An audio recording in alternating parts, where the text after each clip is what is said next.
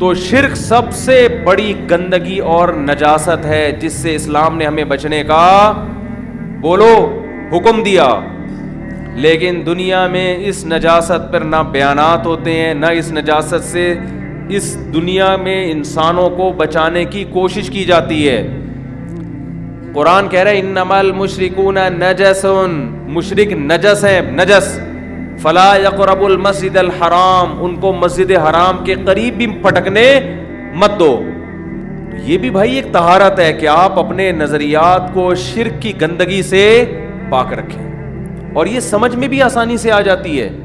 انسان کی جو ویلیو ہے نا اس کائنات میں, اشرف المخلوقات, تمام مخلوق میں سب سے زیادہ قابل احترام, چاہے وہ بھنگی کیوں نہ ہو, وہ جانوروں سے کروڑا گنا افضل ہے. اب انسان وہ مقام جو خدا کو دینا چاہیے تھا وہ مقام پتھر کے بنے ہوئے بتوں کو دینا شروع کر دے, وہ مقام قبروں میں مردوں کو دینا شروع کر دے, قبر کو دینا شروع کر دے. کوئی چوہے کی عبادت کر رہا ہے, کوئی قبروں کی عبادت کر رہا ہے, کوئی جناب بتوں کی عبادت کر رہا ہے. یہ بت بھنگیوں سے بھی کم درجے کے ہیں, اس لیے کہ وہ تو پھر بھی انسان ہے نا. آپ اشرف المخلوقات ہو کے جس کے لیے پوری کائنات بنائی گئی ہے, آپ اتنی عزت دار ہو کے آپ جھک کس کے سامنے رہے ہو؟ اس سے ریکویسٹ کر رہے ہو کہ میری بگڑی بنا دو, میری شادی کرا دو, میرے روزگار دلا دو, مجھے اولاد نہیں ہو رہی میری اولاد دے دو. اس لیے قرآن کہہ رہا ہے یہ پلید لوگ ہیں, صحیح ہے نا, گندے ہیں. ان کے 3 پیس سوٹ اور ٹائی کو اور ڈیٹول سے نہانے کو مت دیکھو, ان کے جسم سے جو پرفیوم کی خوشبو آ رہی ہے یہ نہیں دیکھو.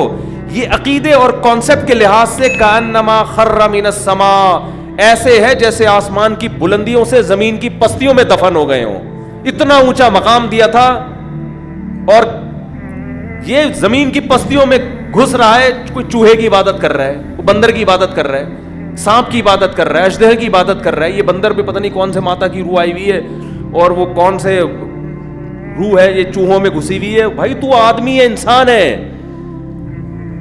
تو اس لیے قرآن کہتا ہے کہ انما المشرکون نجس. اور یاد رکھو کوئی کسی بزرگ کی پوجا پاٹ کرتا ہے نا, دیکھو پوجا پاٹ کی ایک ڈیفینیشن ہے. بہت سے لوگ بزرگ کی پرستش کر رہے ہیں لیکن اس عمل کو عبادت کہتے نہیں ہیں. وہ کہتے ہیں ہم تو ایک خدا کو مانتے ہیں. ایسے عیسائی بھی کہتے ہیں ہم ایک خدا کو مانتے ہیں, لیکن عیسیٰ کو اللہ کا بیٹا بنا دیا تو اللہ کہتا ہے تم ایک خدا کو نہیں مانتے.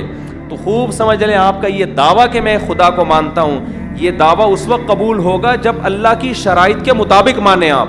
اگر آپ نے اللہ کے سوا یا اللہ یا رسول اللہ مدد یا غوث اعظم مدد اور قبروں سے آپ نے مانگنا شروع کر دیا اس سوچ اور کانسیپٹ کے ساتھ کہ یہ ان کو اللہ نے اختیارات دیے ہوئے ہیں جب چاہیں یہ مدد کر سکتے ہیں, اس سوچ کے ساتھ اگر آپ مانگو گے تو آپ 100 دفعہ اپنے آپ کو کہو میں توحید پرست ہوں, اللہ آپ کے اس دعوے کو قبول کرنے کے لیے تیار نہیں ہے. اللہ نہیں مانتا کہ آپ توحید پرست ہیں.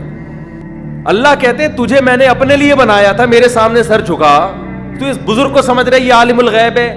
آج بعض لوگ جاہل پیروں کے پاس جاتے ہیں, وہ سمجھتے ہیں ان کو ہمارے سارے حالات کا پہلے سے پتا ہوتا ہے. وہ بھائی وہ تمہاری طرح کا انسان ہے یار, اس کو کہاں سے پتا ہوگا؟ لوگوں کا یہ تصور ہے کہ یہ ہمارے سب حالات جانتا ہے اور اس کو فیوچر کا بھی یہ بتا دیں, بزرگ پہنچے ہوئے ہیں. یہ پیغمبر کا کانسیپٹ نہیں ہے تو بزرگوں کا کہاں سے ہو گیا؟ مشرکین مکہ نبی صلی اللہ علیہ وسلم سے کے بارے میں یہی اعتراض کرتے تھے, مالی حاضر رسول, یہ کیسے رسول ہے, یا کل الطعام, ان کو تو بھوک لگتی ہے کھانا کھاتے ہیں, یہ تو روٹی کے محتاج ہیں, بیمار ہوتے ہیں تو دوا تلاش کر رہے ہوتے ہیں, انہوں نے تو نکاح بھی کیے ہیں, ان کی تو اولاد بھی ہوئی ہے. وَيَمْشِي فِي الْأَسْوَاقِ, اور بازاروں میں خریداری بھی کر رہے ہیں. بزرگ ایسے تھوڑی, پیغمبر ایسے تھوڑی ہوتے ہیں. پیغمبر تو بٹن دبائیں خوراک آسمان سے آ جائے ان کی. انہوں نے تو تجارت بھی کی ہے, یہ تو بیمار بھی ہوتے ہیں. ان کو تو بعض لوگوں نے کیا کیا, منافقین نے صحابہ کی ایک جماعت کو دھوکے سے لے جا کے قتل کر دیا, شہید کر دیا. یہ تو بھولتے بھی ہیں. صحیح بخاری کی حدیث, نبی صلی اللہ علیہ وسلم فجر پڑھانے کے لیے آئے, مصلی پہ کھڑے ہوئے, پھر آپ نے فرمایا ایھا الناس انما انا بشر مثلکم, اے لوگوں میں تمہاری طرح کا انسان ہوں, انسا کما تنسون, ایسے بھولتا ہوں جیسے تم بھولتے ہو.